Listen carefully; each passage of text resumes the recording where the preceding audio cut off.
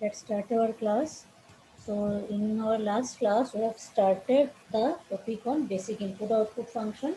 We have seen that it has been classified into console function, disk function, and port.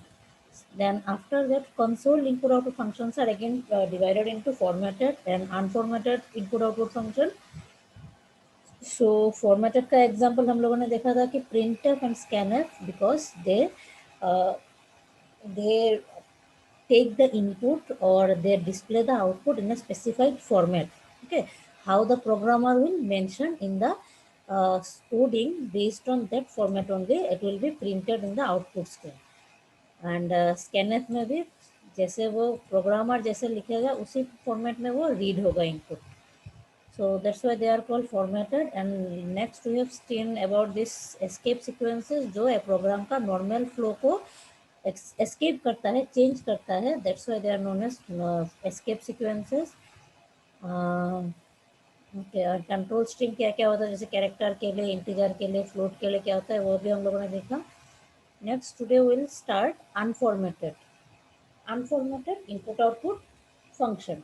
So as the name suggests, unformatted input output function में क्या होगा, they will be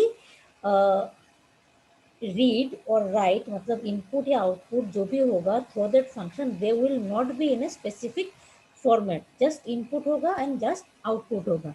input और output का functioning होगा, but printf scanf में जैसा हम लोग formatting कर सकते थे उस टाइप का option नहीं होगा. So let's see how it works. So unformatted console input output functions cannot control the format of the, see here, cannot control the format of reading and writing of the data. All the unformatted console input output functions are defined in stdio.h file only. Input output सब file हम लोग का stdio.h file में भी है.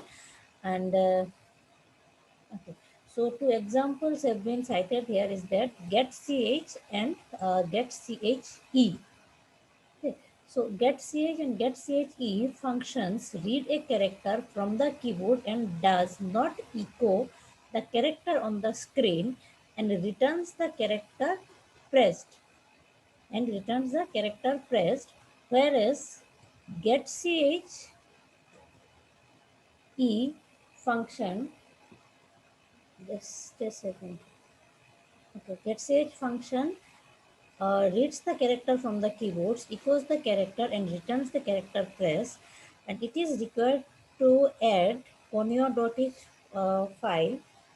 Input करना पड़ता है हम लोग को ponyo.h file on the program before using the function. So getch हम लोगों ने already use किया ना function program में. Yes, ma'am. Anyone remember for what purpose that had been used? Ma'am, it holds the screen for some time. मतलब getch function जब तक keyboard से हम लोग कुछ एंटर नहीं करते तब तक getch वो ब्लैक स्क्रीन में रहता है. जब भी हम लोग कीबोर्ड से कुछ भी की प्रेस करेंगे तब वो getch फंक्शन उस कैरेक्टर को रीड करता है, बट वो आउटपुट स्क्रीन में डिस्प्ले ना करके वो बैक हो जाता है कि आउटपुट स्क्रीन को, मतलब कैरेक्टर जो तुमने जो भी प्रिंट मतलब प्रेस किया कीबोर्ड से उसको रीड करेगा. रीड करने के बाद फिर से वो आउटपुट स्ट्रीम में डिस्प्ले नहीं करेगा, वो क्या करेगा, तुम्हें बैक टू योर प्रोग्राम लेके जाएगा. ओके, गेट स्टेज नहीं देने से भी हम लोग का आउटपुट स्क्रीन आता है, but for a fraction of second वो ब्लिंक होके ही चला जाता है. किसी का लैपटॉप अगर बहुत ज़्यादा स्लो हो तो तुम लोग को दिखेगा कि जस्ट एक ब्लिंक होके चला गया. ओके, सो गेट स्टेज अगर फंक्शन देते हैं हम लोग, तो जब तक हम लोग कोई प्रेस नहीं करते तब तक वो रहेगा. होल्ड जो होता है ना, जब तक हम लोग कोई की प्रेस नहीं करते, जब कोई की प्रेस करते हैं दैट की will be read by this function, and तभी वो हम लोग का आउटपुट स्ट्रीम बंद होके बैक हम लोग का प्रोग्राम में रिटर्न लेके आएगा. Understood how this gets function works? Yes, ma'am. Okay, now second function जो है गेट सी एच ई, ये हम लोगों ने अभी तक यूज नहीं किया. इसके लिए क्या, देखो, this function reads the character from the keyboard. ये हम लोग का गेट सी एच भी करता है, बट गेट सी एच में ये वाला पार्ट थोड़ा डिफरेंट है.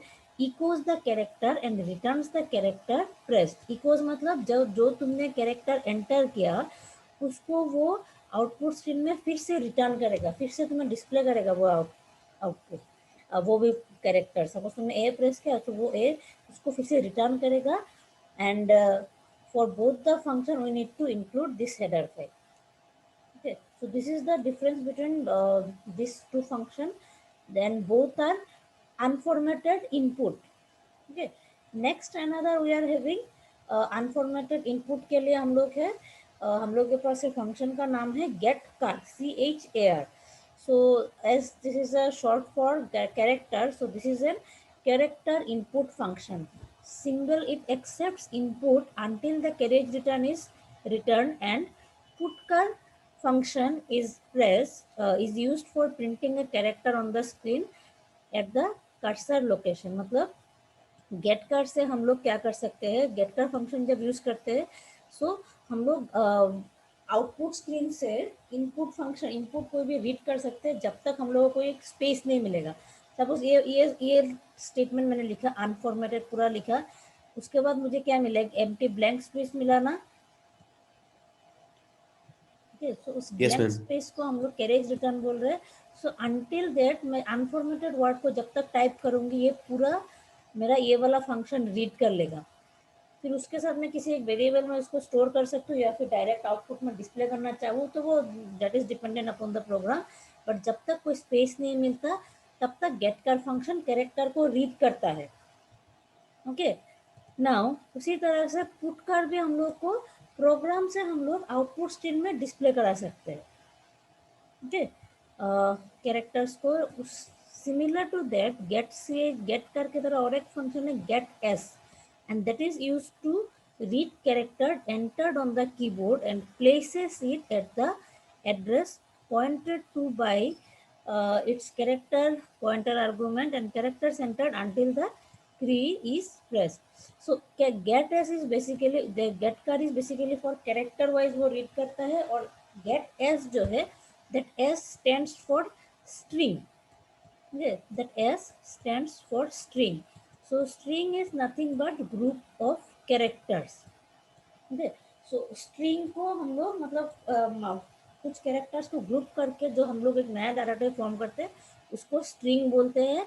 And that is only for use for getters and putters is also similar, जो आउटपुट करने के लिए हम लोग स्ट्रिंग को आउटपुट करने के लिए वो करते हैं to the screen followed by a new line, and this function takes place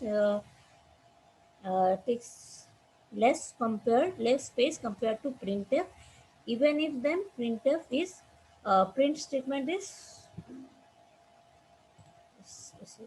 okay, even it is faster than printf. So puts is also used for string, but puts में हम लोग फॉर्मेटिंग का इतना ऑप्शन नहीं है कि कोई एक वेरिएबल का वैल्यू प्रिंट कर दे फिर हम लोग टेक्स्ट प्रिंट करें।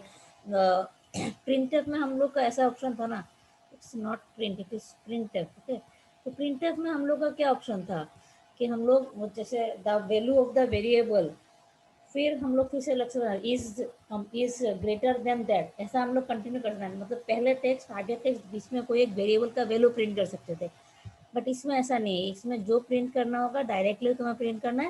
मतलब फॉर्मेटिंग का ऑप्शन हम लोग को प्रिंटफ में मिलता है, बट पुटफ में फॉर्मेटिंग नहीं है, but it is faster. Okay, so depending upon the situation required functions has been used. get ch कब यूज होगा, get ch e कब यूज होगा, get ch car, get ch get s put s कब किसको use करना है, depending upon the requirement the functions have been selected. Now the major difference is that formatted function allows us to format the input from the keyboard and the output to be displayed on the screen. So obviously this is the main difference कि formatted function हम लोग को format करने के लिए allow करता है input या आउटपुट को, and unformatted does not allow है। सो कंसोल इनपुट आउटपुट फंक्शन को थोड़ा क्लासीफाई करके यहाँ पे एक लिस्ट जैसे प्रिपेयर किया गया है। कैरेक्टर के लिए हम लोग के पास फंक्शन है प्रिंटफ स्कैनफ, इंटीजर के लिए भी प्रिंटफ स्कैनफ। ओके, सो यहाँ पे क्या है देखो, कैरेक्टर, इंटीजर, फ्लोट, स्ट्रिंग के लिए हम लोग का सेम फंक्शन है, इनपुट के लिए स्कैनफ एंड आउटपुट के लिए प्रिंटफ फॉर्मेटेड के टाइम। बट अनफॉर्मेटेड के टाइम देखो कैरेक्टर के लिए हम लोग का अलग सा फंक्शन है इनपुट आउटपुट के लिए, इंट एंड फ्लोट के लिए we don't have any separate function, and string के लिए हम लोग के पास फिर से gets puts. So is it clear?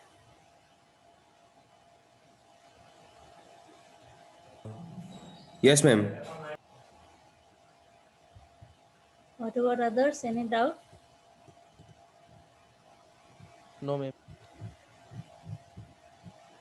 Okay, so hello ma'am. yes, Rajniku. ये अनफॉर्मेटेड में इंट और या Int and float, na this one. हाँ For मैम, this we तो are वहाँ पे not having any separate function in case of so unformed. It means कि जो पहले था वही होगा। यस, प्रिंटफ स्कैनफ ही हम लोग को यूज़ करना पड़ेगा। Int and float read and write के लिए अनफॉर्मेटेड ऑप्शन नहीं है, we have to use this only, printf scanf. Thank you ma'am. So that's all about this topic. Please wait, let's see now another topic will start.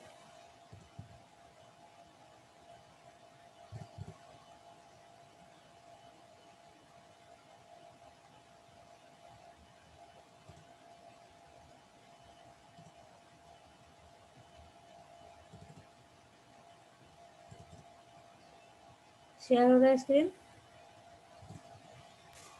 Yes, ma'am. Okay, type modifiers have not been done na yet. No, ma'am. Okay, so these are the some additional topic जो हम लोग का second या third module का बीच में कुछ topic छूट गया था ना, वो टॉपिक, और इस सब का नोट्स भी सेपरेटली है, तो मैं गूगल क्लासरूम में ये सब एक साथ अपलोड कर दूंगी। Okay, Okay, ma'am. so let's see what does that mean, type modifiers. Type modifiers means there is about, we are talking about data type na, so data type modifiers or type modifiers, same thing only. So let's see what it is. In C language the data type modifiers are keywords. Keywords हम लोगों को क्या था C में कि keywords are nothing but some fixed word जिसका predefined meaning होता है।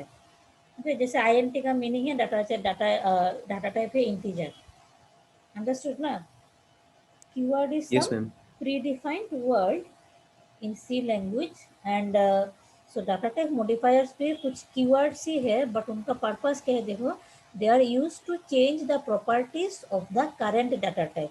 हम लोग के पास जो करंट प्रेजेंट जो डाटा टाइप है उसका प्रॉपर्टी को चेंज कर दो। जैसे इंटीजर का कुछ प्रॉपर्टी था ना कि वो इंटीजर नंबर को होल्ड कर पाएगा, उस नंबर का मैक्सिमम रेंज एक है, मिनिमम रेंज एक होता है, तो उस सब प्रॉपर्टी को मॉडिफाई करने के लिए हम लोग डाटा टाइप मॉडिफायर्स को यूज करते हैं। Okay, now we'll see how this works and some examples of this. So data type modifiers are classified into basically two types. One is long. First category, let's see long में क्या होता है. First one is long, another is short. Okay, so long में क्या होता है? This can be used to increase the size of the current data type by current data type to 2 more bytes. जो भी डाटा टाइप के साथ हम लोग ये डाटा टाइप मॉडिफायर यूज करेंगे, उस प्रेजेंट डाटा टाइप को और 2 बाइट इंक्रीज कर देगा। सपोज हम लोग प्रेजेंट एक डाटा टाइप है उसका 4 बाइट है, उसके सामने हम लोगों ने ये लॉन्ग यूज कर दिया, सो लॉन्ग मॉडिफायर अगर यूज किया तो इसका साइज 2 बाइट इंक्रीज हो जाएगा। दैट इज पहले वो 4 जो था अभी वो 6 हो जाएगा। Am I clear? Yes, ma'am. And this modifier can be applied on integer और डबल डाटा टाइप। इंटीजर और डबल के लिए हम लोग इसको यूज कर सकते हैं। Now how it will work, see integer के लिए हम लोग ऐसा इंट ए लिखते हैं ना, तो इंट ए के आगे हम लोग और एक कीवर्ड अगर यूज करें कि लॉन्ग इंट, सो इंटीजर का हम लोग का बेसिकली हम लोग उसको इंटीजर के लिए 2 बाइट एलोटेड होता है और लॉन्ग फिर से एडिशनल 2 बाइट दे देगा, सो हम लोग को लॉन्ग इंट के लिए टोटल 4 बाइट मिल जाएगी। तो अभी हम लोग इस वेरिएबल में ज़्यादा बड़ा साइज का मतलब नंबर होल्ड कर सकते हैं, स्टोर कर सकते हैं। Is it clear? Yes, ma'am.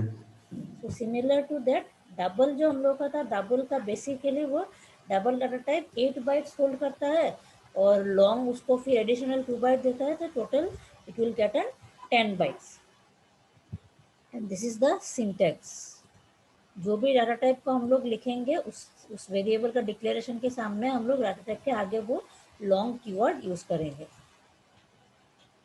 And अगर सिंपली हम लोग ऐसा लिखे कि long A, so by default which represents an long int, instead of long int हम लोग सिंपली ऐसा भी लिख सकते हैं कि long A, so by default वो इंट और डबल में से उसको by default int he consider करेगा।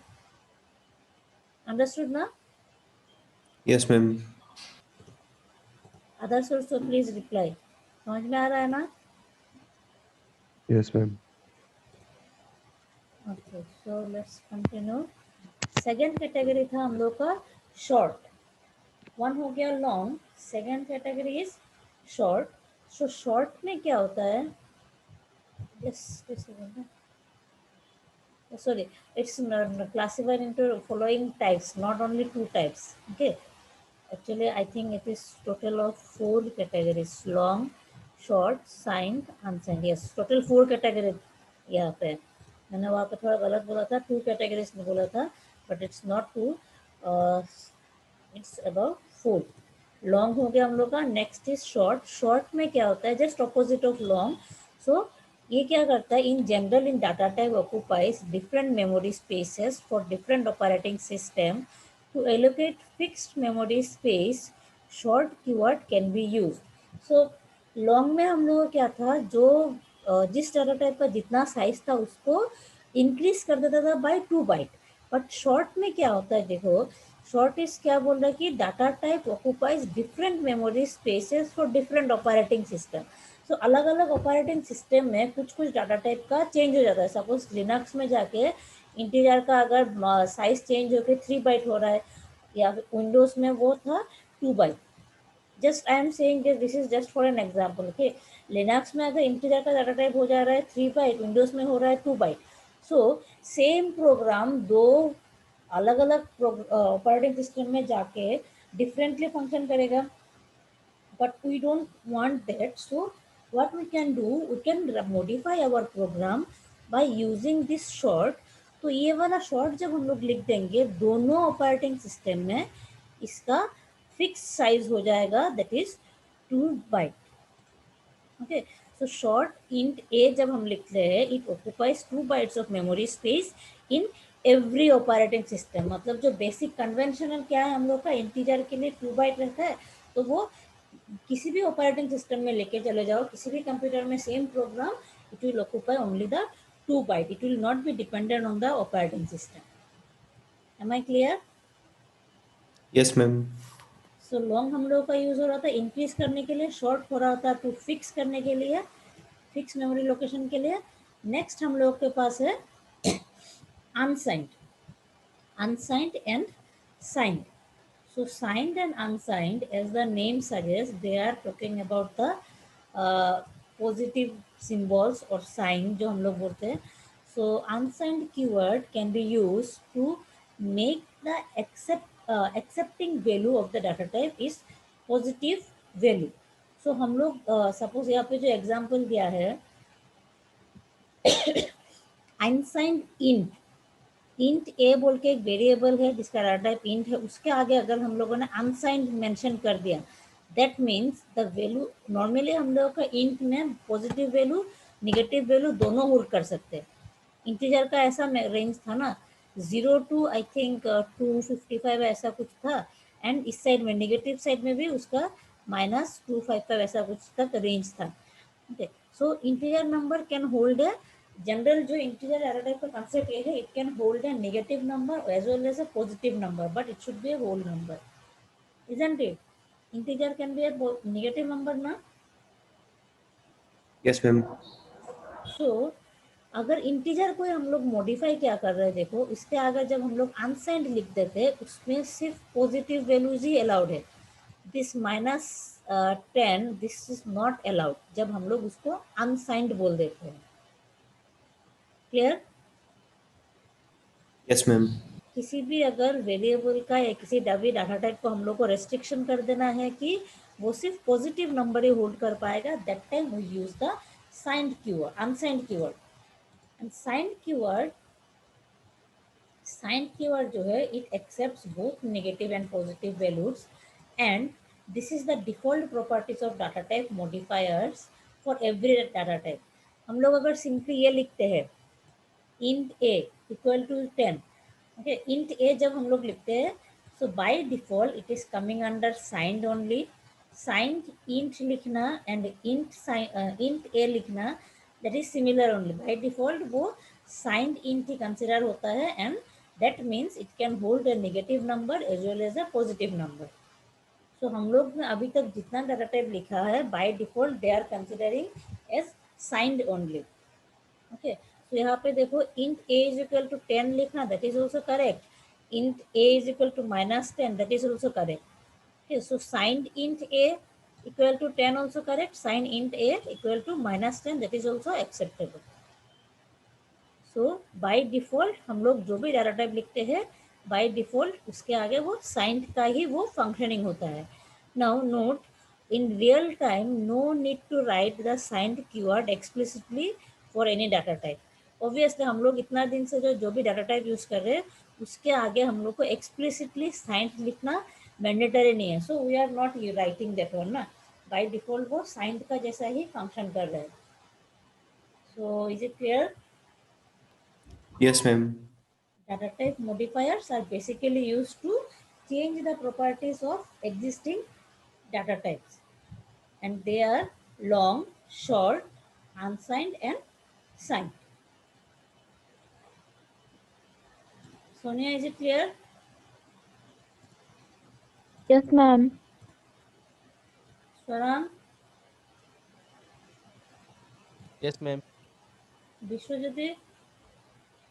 Yes, ma'am. Okay. So one more small topic, let's try to complete that.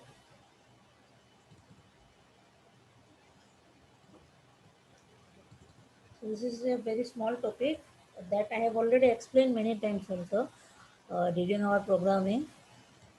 That is called scope rule. So scope rule is nothing but it specifies if an entity matlab it can be a variable, it can be a function. So an entity is visible or accessible at certain place. Thus, the scope of an identifier is the part of the program where the identifier may directly be accessible. Suppose मैंने आप लोगों को पहले explain किया था, suppose this is my main function. Okay, this is my main function and this is my another function, से for example add. Okay, सो अगर main के अंदर कोई एक वेरिएबल डिफाइन किया x, so can I use that x in this function? Add के अंदर मैं x को यूज कर सकती हूँ क्या?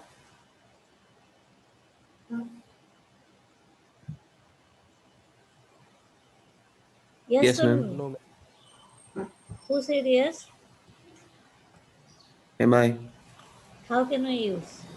X का डाटा टाइप और X का क्या मीनिंग है, that I have defined in main.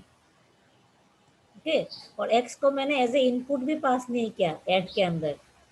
So add function में X का मीनिंग कैसे पता चलेगा? Because this is a separate block of code and this is a separate block of code. इन दोनों के बीच में सिर्फ इनपुट या अगर आउटपुट कुछ जाता है वही कम्युनिकेशन होता है. अदरवाइज बाकी दोनों सेपरेट बॉडी हम लोग को कंसिडर करना है. whatever is written inside main, that is unknown of add function, and add function के अंदर हम लोग को नहीं पता कि main के अंदर क्या है. add function को सिर्फ इतना ही पता चलेगा अगर main से उसके पास कुछ input आया, और main को भी add के अंदर क्या चल रहा है, main function does not bother about that, they have no knowledge about that, just जो output आएगा सिर्फ उसको उतना ही पता है. ओके, सो एक्स वेरिएबल अगर हम लोगों ने मेन के अंदर डिफाइन किया, suppose int x is equal to ऐसा कुछ लिखा मैंने, तो ऐड फंक्शन में एक्स का कुछ मीनिंग नहीं होगा. फिर से अगर मुझे ऐड फंक्शन में फिर से एक्स बोल के और एक वेरिएबल चाहिए, तो मुझे उसको फिर से यहाँ पे डिफाइन करना होगा. और वो कैसा कंसीडर करेगा पता है, एड फंक्शन का जो मेमोरी होगा वहाँ पे और एक एक्स होगा, और मेन फंक्शन का जो है वो एक्स होगा, वो अलग से डिफाइन होगा अपना मेमोरी में। सो कंप्लीट प्रोग्राम एक होने के बावजूद क्या होगा, हम लोग के पास दो एक्स रहेगा, क्योंकि फंक्शन के पास that variables are defined locally. Understood? That is called local variables. इस फंक्शन के अंदर जो जो डिफाइन है that is called local variable to the function, और उस वेरिएबल को हम लोग सिर्फ इसी फंक्शन के अंदर ही एक्सेस कर पाएंगे, and that is the scope of that function, कि उस रीजन तक ही उसका वैलिडिटी है। वो जब भी मेन फंक्शन से निकल जाएगा, एक्स मेमोरी से क्लियर आउट हो जाएगा, एक्स का कोई एग्जिस्टेंस नहीं है। तो अंडरस्टूड? Yes, ma'am. बट ये हो गया लोकल, जो हम लोग मेन के अंदर जो है, जो एक ऐड के अंदर है, दैट हो ये हो गया हम लोग का लोकल। सपोज मुझे और एक वेरिएबल चाहिए, फॉर एग्जांपल सपोज मैंने लिया और एक variable a variable capital A बोल के और एक वेरिएबल है, उसको मुझे सेम वेरिएबल को मुझे मेमोरी में एक ही बार उसका कॉपी बनाना है, और उसी कॉपी को मुझे मेन में भी यूज करना है, और सेम कॉपी को मुझे ऐड फंक्शन में भी यूज करना है। उस टाइम पे मुझे क्या करना पड़ेगा, उस वेरिएबल को दोनों फंक्शन के बाहर, मेन से बाहर उसको डिक्लेयर करना पड़ेगा, so that it does not become local to main. Main के अंदर डिफाइन कर देंगे तो वो लोकल हो जाएगा, सो हम लोग उसको मेन के बाहर डिफाइन करेंगे, then only this variable can be access by both the function, and then उसको हम लोग ग्लोबल वेरिएबल बोलते हैं। Am I clear? Yes, ma'am. So that is what local variable and global variable. So local variables declare variable declared inside a function or block of code, और उसका existence सिर्फ उसी portion तक होता है, उसके बाहर उसका एग्जिस्टेंस नहीं होता है। और ग्लोबल वेरिएबल जो होता है defines outside of all the functions including main से भी बाहर रहता है, and are usually placed on the top of the program. Okay, so these are the two main variable, and last category जो है that is formal variable. Formal variable हम लोगों ने फंक्शन में ऑलरेडी देखा है ना, जब हम लोग फंक्शन यूज कर रहे थे तभी हम लोगों ने formal variable, actual variable discuss किया था ना। Yes, ma'am. So formal variables are declared in the function definition, and this is similar to the local variable of a function. कोई एक फंक्शन जो हम लोग लिखते हैं, फंक्शन का डेफिनेशन जहाँ स्टार्ट होता है वहाँ पे जो वेरिएबल यूज करो, सपोज यहाँ पे मैंने एक्स वाई यूज किया, बट जहाँ से मैंने इनपुट भेजा, जब फंक्शन कॉल हुआ उस टाइम पे मैंने ए और बी भेजा था। So A and B are my actual argument, actual variables था, एक्चुअल आर्गूमेंट था जो हम लोग फंक्शन कॉल के टाइम भेज रहे थे, और यहाँ आके जो फंक्शन डेफिनेशन में जो रिसीव हो रहा था वहाँ पे हम लोग एक्स एंड वाई में रिसीव कर रहे थे। तो x and y our formal argument और फॉर्मल आर्गूमेंट और फॉर्मल वेरिएबल, जिसको हम लोग इस फंक्शन का लोकल वेरिएबल भी कंसिडर कर सकते हैं। Is it clear? Yes, ma'am. Yes, ma'am. Yes, ma'am. Scope rule और scope of a variable is clear ना? Yes, ma'am. Scope of a variable basically means what is the region within which उसका life time और उसका existence होगा, उसका definition उस reason तक ही valid रहेगा, उस रीजन के बाहर निकल जाने से उसका एग्जिस्टेंस नहीं रहेगा, उसका क्या मीनिंग है, उसका क्या नाम है, उसका मेमोरी में क्या स्टोरेज है, वो एग्जिस्टेंस नहीं रहेगा। Okay, so that's it for today. Scope rule हम लोगों ने कर लिया, फिर हम लोगों ने क्या है,